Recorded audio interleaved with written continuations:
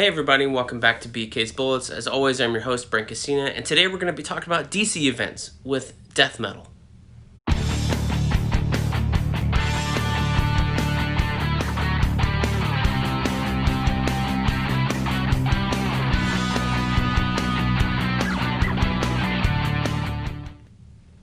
Hey everybody, and welcome back to BK's Bullets. As always, I'm your host, Brent, and today we're going to be talking about death metal and DC events. Now, let's go through a little history. In the long time ago, you could read a DC event without breaking the bank. You could read one crossover a week. You could read Murderer. It's all collected here in one thing. You need to buy Fugitive as well, but it's one story. It's 2 volumes. No Man's Land, an entire year's worth of stories in 4 volumes, but it's all there. You don't need to buy more than a few collections, and they're numbered, which is really nice. Nightfall, you can read the entire story. You can read just the Nightfall event in the first trades, Prelude, and then Volume 1, Volume 2, Nightfall. You can read the Night Quest. You can read Night's End. Night's End is in one trade paperback. You can read all that there. So that's how they used to do events, right? And that's how they collected them. One big thing, it's all here, makes sense, right? Then we got a little bit greedy with Infinite Crisis, and I'm pulling my trades over here. This is my Infinite Crisis section of my shelf, right? So you have, where is it? Prelude to Infinite Crisis over here, which is like little hints and stuff that never really mattered. You've got the one-shot collections with OMAC Project, which has the countdown one-shot that kicks it all off.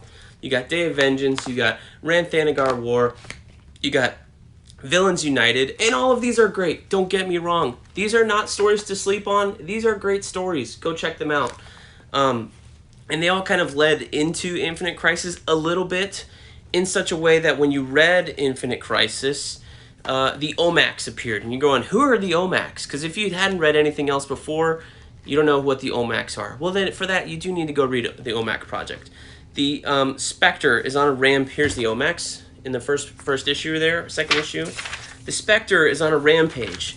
The galaxy is at war. So how do all these things happen all at once? Well, that's what those Prelude miniseries are for. So it did lead into it. But the entire plot with Alexander Luthor and Earth 2 Superman and everything else is all contained in these 7 issues. And you can kind of read the entire story if you're willing to overlook some of the other beats and just know that there are other things going on in the DC Universe at this time other than the multiverse stuff that happens in this book, right? And then if you want to know about those things and you go read those Prelude trade paperbacks, then you can go read Infinite Crisis Companion. So this is Infinite Crisis, this is the Companion. So this is one-shots that were released during the time of the series that wrap up threads from all of these Prelude miniseries, right? This wraps up the war, this wraps up the OMAC Project, this wraps up the stuff with the Spectre, this wraps up the Villains United. And all these take place within the events of Infinite Crisis because, like, there's stuff happening with all 4 of these storylines in here, as well as the storyline with the Trinity and the multiverse and all that other stuff. So, do you need to read all these? No, not really. I think you can read the whole story in this one book. But, all this other stuff helps to flesh it out, but you can read it in one book. And that's my argument here today, is that you can no longer do that with DC events. You can no longer read them in one book. Flash forward a few years. We got Blackest Night. I don't have a Blackest Night trade. I have bought them all digitally, and I don't want a Blackest Night trade because I know I cannot go and pick up a Blackest Night trade and get the whole story. Because it's not there. It's not there. The Blackest Night trades just have Blackest Night 0 through 8. They don't have the issues of Green Lantern. That Green Lantern issue 50, where there's a whole big thing with the Spectre and Hal Jordan and all that stuff, is integral to that Blackest Night story. And there's parts of the Green Lantern series that show how, I think, Sinestro got the white ring and stuff like that. All that happens in those Green Lantern issues that aren't in that Blackest Night trade. So you cannot read, this is an Infinite Crisis, obviously, but you can't read that Blackest Night trade and get the whole story. You're going to get blurbs that say, oh, in Green Lantern 48, this happened. Green Lantern 50, this happened. That's absurd. You really need 2 trades to read that story, and you really need to flip between the 2 of them to get the entire story. Did they collect it in a way that you can read it? No. They did it in the omnibus, right? But the omnibus has everything, so you can't even just read the main story. You got to flip past an issue of, Blackest Night Batman, Blackest Night Flash, Blackest Night Wonder Woman to get to the main stuff. Death Metal, Final Crisis was no better. You had the Superman 3D one-shots. You had the Resist and Submit one-shots in there as well. So they did a little bit better with that collection because most of those were written by Grant Morrison. And when they finally recollected it, I think the second time and the third time, they put those one-shots in there. So you actually do get a little bit of a fuller Final Crisis storyline in that trade paperback. So good for them. So let's flash forward, right? The next really big crossover DC has is Metal. And here's where I think things went downhill, right? We had these one-shots with Final Crisis, and they must have sold well. And after the New 52 and all this other stuff, they went, oh, well, we need to expand a little bit. There's a market here for these extra stories, and we can sell these, guys.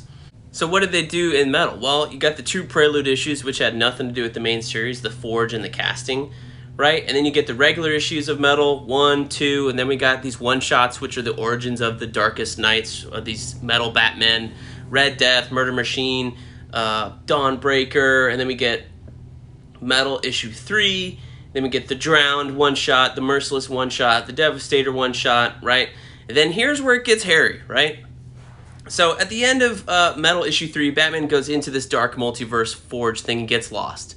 And then we have this one-shot, Batman Lost, which tells you what happens. So in the next issue of Metal, Batman shows up and he's like stuck here and he's like in this weird situation, which he ended up in at the end of this one-shot. Was it a great one-shot? Not really. Is it written by Scott Snyder? No, a little bit. Scott Snyder, James Tynion IV, Joshua Williamson, all great writers in themselves, but it's not drawn by Greg Capullo. Which is not a knock against it. It's just I'm just saying that it's not collected in that main series, in that main storyline. Dark Knight's Metal, number 4, and then we get Hawkman Found, which is like, how did Hawkman become the slave? Is that a little bit important? Maybe, maybe not. But people bought it. Death Metal 5, Dark Knight's Rising Wild Hunt, written by Grant Morrison. So there's a bunch of stuff, crazy stuff happening on here. Is it important to the story? Meh. And then you get Metal number 6, right? So you're done. But what was in the deluxe edition, right? What was in the collection of it? I'm just looking at Comixology here, so I could be wrong. But the deluxe edition just has Metal 1 through 6. So you're missing stuff. You are, I really feel like you're missing stuff here. Let me see if I can find the damn thing on Dark Knight's Metal. Okay, what's in the paperback of Metal? That will solve it, right? Actually, this has a little bit more. So this actually does a little bit better than that deluxe edition. It has Dark Knight's Metal 1 through 6, Dark Knight's Rising, Wild Hunt, and Batman Lost. So somebody at DC Editorial says, I think these are the important things you need to read Metal. So Batman Lost is in there, good. Dark Knight's Rising, Wild Hunt, good, right? So what this means for the illustrators and the writers and stuff is they got to split the profits with everybody who participated in those other issues. So year after year after year, this Metal trade paperback, this Metal hardcover, whatever, is going to sell. So it's less money for Scott Snyder and Greg Capullo, and it's a little bit more money to everybody else that participated, which is why I don't think you have a big omnibus of all the different trades and stuff like that. You might get one, but when you buy War Games, this trade paperback is a crossover event, Volume 1 and 2. These are across an entire multitude of Batman series with different writers and different artists. So it's not just one guy writing a whole bunch of issues. So let's go to everybody's favorite event right now, Death Metal. This is the sequel to Metal, and this is where things are now out of control. And we're not even done with the series now. Okay, so there was no prelude issues or anything like that. We jumped straight in with Metal number 1. Then Metal number 2, then we got Legends of the Dark Knights, which was this one-shot, which was a little bit of stories of these weird Batmen they introduced in issues number 1 and 2. Cool, I'm fine. You don't need to read that to read the main story. Then you got issue 3, and here's where things go off a cliff, real quick. Then you have the end of issue 3, they send a whole bunch of characters in different directions. Our Trinity, Batman, Superman, Wonder Woman are going to go to the 3 crises and get a bunch of crisis energy to stop Perpetua and the Batman Who Laughs. You got other heroes going this way to save these people, other heroes going this way to save these people from these other universes that are dying, and we're all going to come together at some point, right? In the Flashes, you guys are going to go and try and stay away and keep from getting caught from the Batman Who Laughs. Okay, cool. Well, what's the next thing that comes out like 2 weeks later? Trinity Crisis. And I follow Scott Snyder on Twitter, and this is probably my mistake. So he's hyping this issue. He wrote it. It's got Francis Manapul on art. It's a fantastic looking issue. And they said it as, here's where the heroes go and get this crisis energy, right? That we set up in the last issue of Death Metal. Does that actually happen in the book? Absolutely not. The book ends with them actually entering the different crises they said they were going to go get. So the beginning of Death Metal 4 is actually where that actually like happens. So, and Death Metal 4 starts with the disembodied head of Sergeant Rock telling you what happened in this Trinity Crisis thing, and that stuff went wrong. Well, you know, show, don't tell is like the language of comics. So what the fuck is going on? And they spent this entirety Trinity Crisis issue going underneath the Earth or Gotham or whatever to get to this point where they could access these crises. And in my mind, it was an entire waste of Francis Manapul's talents to see him draw underground tunnels and stuff instead of the crises as he did in this beautiful cover that's on here was absurd. The fact that the way that was written. Then we have Speed Metal, which is the story of the Flashes, which Josh Williamson writes, and he said this was kind of like the capstone to his 150-issue Flash run that he's been doing since the beginning of Rebirth. Does that have anything really to do with the story? No, they run away from the Batman Who Laughs, then they decide they need to go get the Mobius chair, and then they run back towards him, and all that stuff's kind of wrapped up in Death Metal number 4. So is it important? Nah, not really. Multiverse's End, I think, is important, and it should be collected in the main trade. Because this has all those other heroes that we gathered in Metal number 3 and said, go here, go here, go here. We see them actually doing these things, saving people, battling these other guys. You know, and there's more to Superboy Prime in this issue, or issue number 4.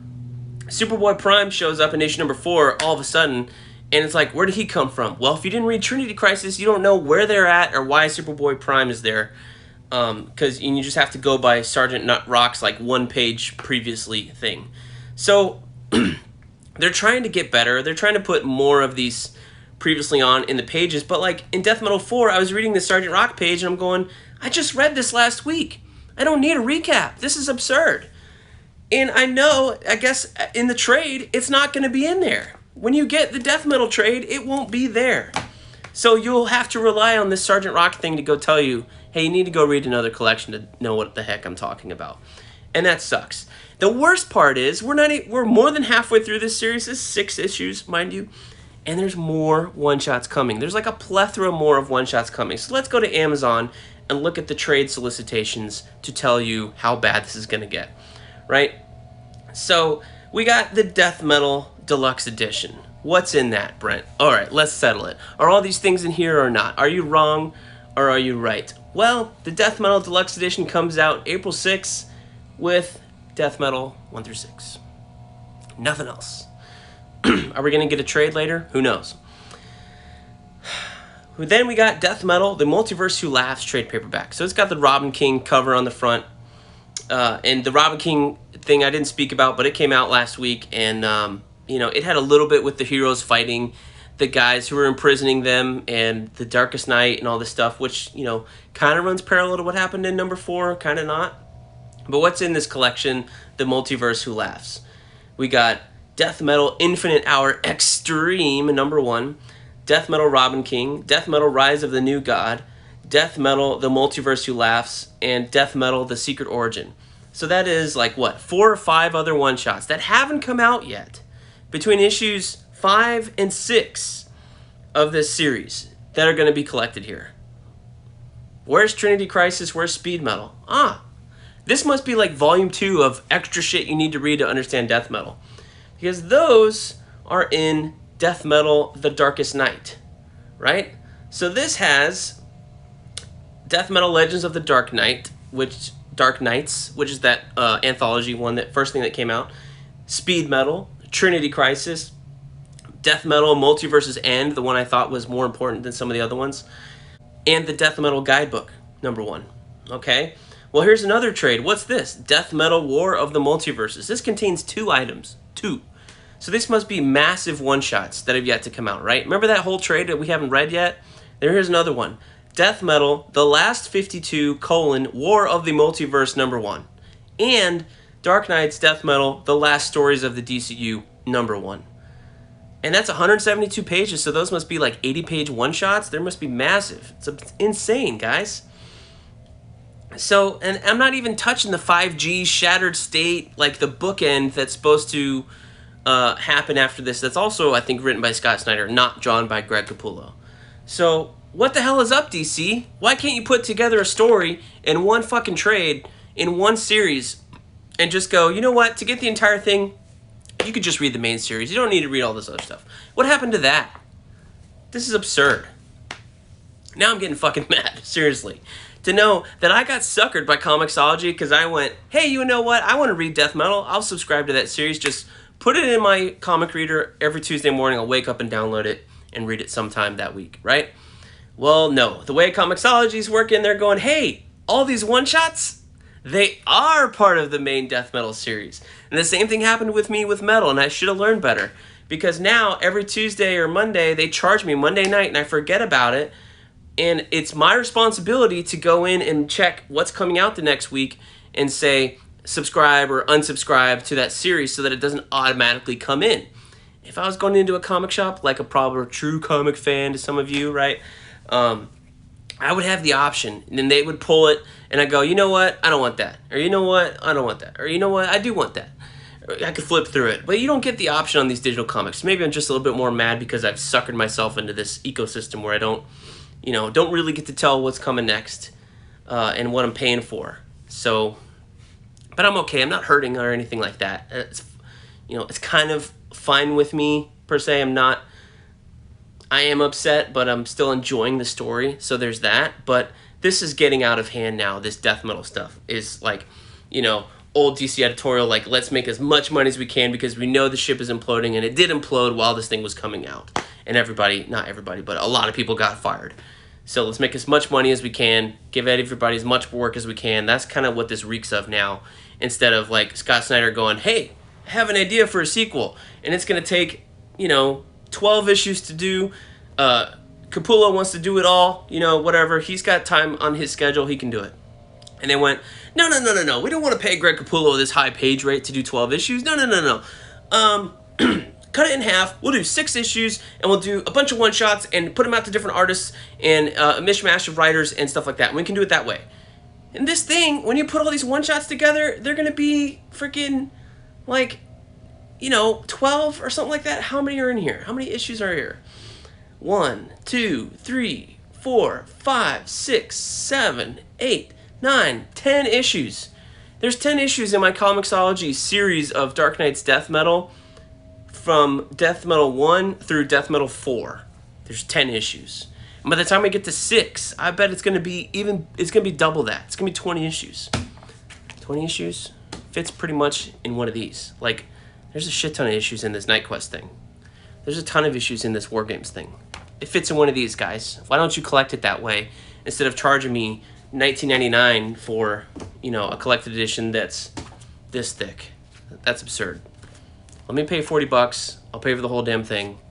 Like Powers of X, House of X was $40, but that was 12 issues, right? Just put it all in one. Just make it all one. That's all. Don't be splitting up it again. I might not fall for it next time, but I'm also a comic fan, so I might fall for it. Anyways, guys, what do you think about Death Metal? Is it too much? Is it too little? Do you want more? Are you a sucker like I am? Let me know down below in the comments. Thanks for liking, commenting, subscribing. As always, we will see you guys next time in the Funny Pages.